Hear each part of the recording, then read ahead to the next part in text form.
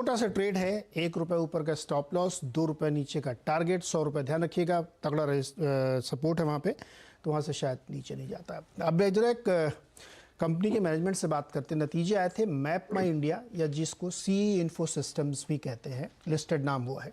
दूसरी तिमाही के कंपनी ने नतीजे पेश किए।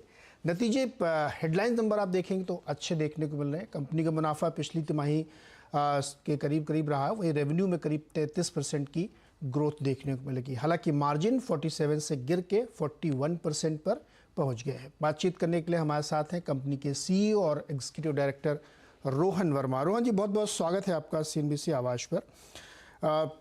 नंबर अगर आप हाफ ईयरली भी कैलकुलेट करें तब भी आप देखेंगे कि मार्जिन जो है करीब 6% नीचे है। एबिटा लेवल पे तो ठीक है हाफ ईयरली, लेकिन क्वार्टरली जो है एबिटा थोड़ा डाउन हुआ है। सर मुझे ये बताइए कि ये क्यों इम्पैक्ट हो रहा है मार्जिन आपका? धन्यवाद मुझे अपने शो पे बुलाने के लिए।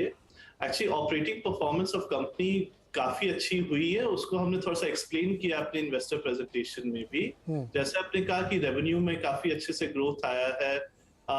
ये हमारा हमने दिखाया है, जो नया कंपनी हमने एक्वायर किया है Gtropy, जो कि IoT स्पेस में है, उसका बिजनेस प्रोफाइल स्लाइटली डिफरेंट है। हमारी खुद की जो कंपनी जो ओरिजिनल बिजनेस है, कोर बिजनेस है, उसका अगर आप EBITDA देखो तो हमारे हाफ ईयर बेसिस पे एक्चुअली 50% हो गया है और पैट हो गया है 37-38%। So actually that is going very well. जो Gtropy के बिजनेस के साथ, जिसमें थोड़ा सा अपफ्रंट इन्वेस्टमेंट करना होता है, इसमें डिवाइस बेचते हैं जिसका मार्जिन कम होता है, और सब्सिक्वेंट ईयर्स में जो मार्जिन आता है, सैस मार्जिन, वो काफी हाई होता है। तो ये एक रीजन है कि overall on a margin basis, चाहे आप EBITDA देखो या पैट देखो, things are going well in the half year, absolute terms. But margin is affected because of investment in growing the Gtropy business. और ये बिजनेस हम ग्रो इसलिए करना चाहते हैं क्योंकि इसमें स्केल अप बहुत अट्रैक्टिव है, बहुत ही लार्ज अपॉर्चुनिटी है सामने। 28 करोड़ गाड़ियां हैं, गति शक्ति और नेशनल लॉजिस्टिक्स पॉलिसी आया हुआ है, जहां पे GPS बेस्ड डिजिटाइजेशन, जो कि हम लोग और Gtropy करते हैं, उससे बहुत लाभ होगा देश को। 8-9% ऑफ GDP तक पहुंच जाएगा कॉस्ट ऑफ लॉजिस्टिक्स, फ्रॉम 13-14%। और उसमें अगर आप देखो तो ये $multi-billion अपॉर्चुनिटी है हमारे लिए, इसीलिए हम लोग अग्रेसिवली इसमें इन्वेस्ट करना चाह रहे हैं। और आप अगर एब्सोल्यूट टर्म्स में भी देखो तो EBITDA हैज ग्रोन और पैट इज आल्सो स्टेबल। एक और लास्ट चीज जो हम लोग कर रहे हैं इस क्वार्टर, कि हम अपने ब्रांड अवेयरनेस में इन्वेस्ट कर रहे हैं और प्रोडक्ट डेवलपमेंट में इन्वेस्ट कर रहे हैं, क्योंकि हम चाहते हैं कि ज्यादा से ज्यादा लोग हमारे बारे में जाने, हमारे जो प्रोडक्ट्स बहुत अच्छे हैं वो और लोग यूज करेंगे, हमारी खरीदारी बढ़ेगी जब और लोग जानेंगे। और नए प्रोडक्ट्स बनाने से, जो कि इंपॉर्टेंट प्रोडक्ट्स है, उससे हमारा मीडियम टर्म बिजनेस बहुत अच्छे से ग्रो करेगा। तो ओवरऑल एक रेंज ऑफ EBITDA जो हम लोग बोलते हैं कि EBITDA 35-45% में और पैट 30-35% में, इस रेंज में रखते हुए हम अपने इन्वेस्टमेंट्स कर रहे हैं, जिससे कि हमारा मीडियम टर्म और long term revenue growth. Rohan ji, इससे पहले कि आप आगे बढ़े, मुझे हमारे दर्शकों को थोड़ा Gtropy के बारे में समझाइए। Gtropy क्या है जिस पर आप इतना बुलिश है और आपको लग रहा है कि ये $1 मिलियन की अपॉर्चुनिटी बन रही? क्या करती है Gtropy में? एक्चुअली मैपइंडिया के बिजनेस में पहले से ही IoT बिजनेस था। IoT बिजनेस क्या करता है कि ट्रक्स में, टैक्सीज में, गाड़ी में हमारे डिवाइसेस लगते हैं, और फिर आप एज अ व्हीकल ओनर और अ फ्लीट ओनर और अ लॉजिस्टिक्स ऑर्गेनाइजेशन और अ टैक्सी और बस ऑर्गेनाइजेशन, आप देख सकते हो कि आपकी गाड़ियां कहाँ जा रही हैं। अभी उनमें एफिशिएंसी ला सकते हो by creating optimization, shipment time से पहुंच पा रही है कि नहीं और कैसे पहुंचा सकते हैं, ये सब टेक्नोलॉजी के यूज होते हैं। तो ये core operations of logistics and people mobility operations होती है। तो ये IoT डिवाइस और SaaS बिजनेस है। तो ये मैपइंडिया में भी पहले से था, और हमने अपने मैनेजमेंट बैंडविड्थ बढ़ाने के लिए Gtropy को अक्वायर किया, जिससे इस एरिया पे भी फोकस कर पाए। और अगर आप देखो कि 28 करोड़ जो मैंने कहा गाड़ियां ऑन द रोड है, और आप couple thousand रुपीस भी ले लो पर व्हीकल, जो मैपइंडिया कमाने की क्षमता रखता है थ्रू Gtropy। आप कितना चार्ज करते हैं सर? मैं रफली आपको बता रहा हूँ, couple thousand रुपीस पर व्हीकल पर मंथ? नहीं, not per month, per year. Per year. और इसके साथ वो आप डिवाइस देते हैं जिससे वो रियल टाइम ट्रैकिंग कर सकते हैं। हाँ, और भी प्लेयर होंगे सर इसमें? इसमें और भी प्लेयर हैं, बट मैपइंडिया सबसे लार्जेस्ट प्लेयर है। और जो हम यूनिक हैं, जो कि मैपिंग के एरिया में, अब जैसे हम बता पाते हैं किस रोड पे क्या ट्रैफिक है, कौन सा मल्टी मोडल रूट है जो कि सबसे एफिशिएंटली पहुंचा सकता है, और लास्ट माइल जो हाउस एड्रेस होता है वो हमारे पास ही है। तो ये जो यूनिक जोड़ी है मैप्स और आईओटी की, मैप्स, नेविगेशन, ट्रैकिंग और एनालिटिक्स की, जो कि सिर्फ मैपइंडिया के पास है, इससे हम वेल पोजिशन्ड है to be the most kind of largest player in even this space. तो रोहन जी, आप ये कह रहे हैं कि चूंकि अपॉर्चुनिटी बहुत बड़ी है और शुरुआत में चूंकि आप फ्रंट लोडिंग खर्चे आपको करने पड़ रहे हैं, इसलिए मार्जिन पे हिट आ रहा है। कितने खर्च करेंगे आप इस पे कैपेक्स कितना होगा, और कब आप सास से पूरी तरीके से कमाना शुरू करेंगे?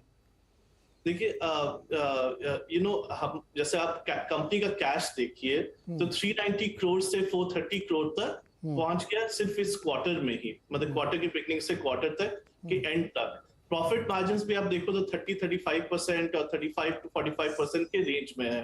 तो इसका जो हम इन्वेस्ट तो करते रहेंगे, बट ये हमारे इस टारगेट रेंज ऑफ मार्जिन्स में रहेगा। That should be sufficient to continue to scale this business, और फिर इसका जो प्रॉफिटेबिलिटी एब्सोल्यूट टर्म्स में कंट्रीब्यूट करेगा, वो आप इन द नेक्स्ट ईयर आप देखना शुरू कर दीजिएगा। अच्छा, कोई विजिबिलिटी आप दे सकते हैं नेक्स्ट 1 और 2 ईयर्स में इस जी ट्रॉपी वाले बिजनेस से कितना रेवेन्यू जनरेट होगा? हम फॉरवर्ड गाइडेंस तो खैर स्पेसिफिकली नहीं देते हैं, बट हमारा जो ट्रैक रिकॉर्ड है, जैसे आप देखिए कि जी ट्रॉपी का बिजनेस Q2 में डबल किया compare to Q1, and Q1 में जो जी ट्रॉपी ने बिजनेस किया, it was the same as what they did in entire of last year. तो ऑब्वियसली बहुत फास्ट ट्रैजेक्टरी पे ग्रो कर रहा है, जो कि अच्छी बात है, क्योंकि ये रेवेन्यू ग्रोथ होता है, कस्टमर एक्विजिशन होता है। मैपइंडिया के पास बहुत रेंज ऑफ प्रोडक्ट्स हैं टू अपसेल टू कस्टमर्स, तो वो अपसेलिंग क्रॉस सेलिंग भी होता है, प्लस फ्यूचर का सैस रेवेन्यू भी आता है। तो ओवरऑल कंपनी का ग्रोथ बहुत स्ट्रांग होगा इसके बेसिस पे। ओके रोहन जी, ये तो हम लोग ऑपरेशनल बात करें। एक मिनट, थोड़ा ऑफ बीट क्वेश्चन है मुझे, ये समझाइए कि जो आपका मैप वाला है, तो गाड़ी की जो आप लोग ट्रैकिंग करते हैं वो कैसे करते हैं? जैसे कहीं जा रहे हैं आप, तो आपको दिखता है कि बहुत कंजेशन है, फिर आपने मान लीजिए उसी रूट पे आप चले गए, तो फिर वो एडजस्टेड टाइम में सेम टाइम दिखाने लगता है। ये कैसे ट्रैकिंग होती है, मुझे ये समझाइए मैं दर्शकों को। हाँ, देखिए, दो चीज है, एक है ट्रैकिंग और एक है नेविगेशन। ट्रैकिंग का पहले मैं बता दूं कि जो ट्रैकिंग में क्या होता है, गाड़ी में जो डिवाइस लगी है, या इवन मोबाइल फोन के द्वारा, आप गाड़ी में नहीं बैठे हो, आप कंट्रोल रूम में बैठे हो अपने logistics operation, e commerce operation के कंपनी में, या बस नहीं रोहन सर वो ट्रैकिंग वाला मैं समझ गया। मैं ये जो पर्सनल व्हीकल नेविगेशन है, मैं और इसको सिंपलीफाई करता हूँ क्वेश्चन को।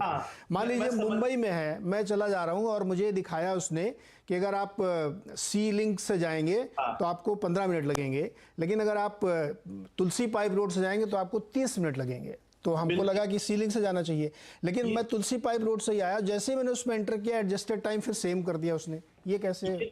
जब आप मैपइंडिया का मैपल्स ऐप जो कंज्यूमर ऐप है, या हमारी गाड़ी के जो नेविगेशन सॉल्यूशंस है, उसको यूज करेगा, तो आपको एग्जैक्टली ये चीज पता चलेगा। प्लस मैं ये भी बता दूं कि ये भी बताएगा कि गाड़ी में स्पीड ब्रेक, रोड पे स्पीड ब्रेकर कहाँ है, कहाँ पे नहीं सर, वो मैं समझ गया। ये टाइम डिफरेंस फिर सेम कैसे हो गया, मैं ये जानना चाहता हूं। हम क्या करते हैं, क्योंकि हमारे पास ट्रैकिंग बिजनेस है, जिसमें हम बहुत सारे गाड़ी को ट्रैक कर रहे हैं कि वो कितना मूवमेंट, तो आपके जाने के पहले बहुत सारी गाड़ियां जो कि मैपइंडिया ट्रैक कर रहे हैं, वो भी तुलसी पाइप रोड पे या सीलिंग पे गए, उनका क्या ट्रैवल टाइम था, उन्होंने क्या कंजेशन फेस किया, ये सब हम स्टैटिस्टिकली एनालाइज करके नेक्स्ट वाले लोग को प्रिडिक्ट करके बताते हैं।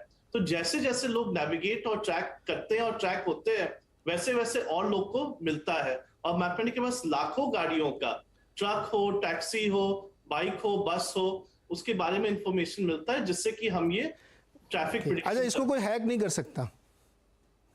इसको कैसे हैक होता है वही बता दूं, और वो हमारे डिफरेंस क्या है मैपइंडिया और गूगल में। गूगल में मोबाइल फोन के द्वारा ये सब इंफॉर्मेशन निकलता है। तो अब मोबाइल फोन तो स्टैटिक भी हो सकता है, तो हाँ। कई लोग यूरोप में ये बहुत गेम खेलते हैं कि 100-200 मोबाइल फोन डाल दिया और रोक दिया और उससे गूगल सोचता है वहां पे जैम है।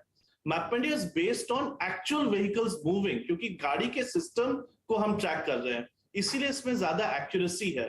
Plus UP police as an example, जो कि 26 करोड़ सिटीजन्स तक पहुंचती है, उनके सारे ट्रैफिक पुलिस ऑफिसर, हजारों लोग मैपमेंडिया से जुड़े हुए हैं। ऑफिशियली कहां पे ट्रैफिक बंद है, कहां पे खुला है, वो हमें बताते हैं। और मैपल्स ऐप में जो इंफॉर्मेशन हमें मिल रहा है हमारे एनालिटिक्स या यूजर्स के द्वारा, उसको यूपी पुलिस वैलिडेट करती है। इसीलिए मैपमेंडिया के मैप्स और मैपल्स ऐप और एपीआईज और नेविगेशन ज्यादा एक्यूरेट होती है बनस्पत जो फॉरेन वाले प्लेयर्स हैं।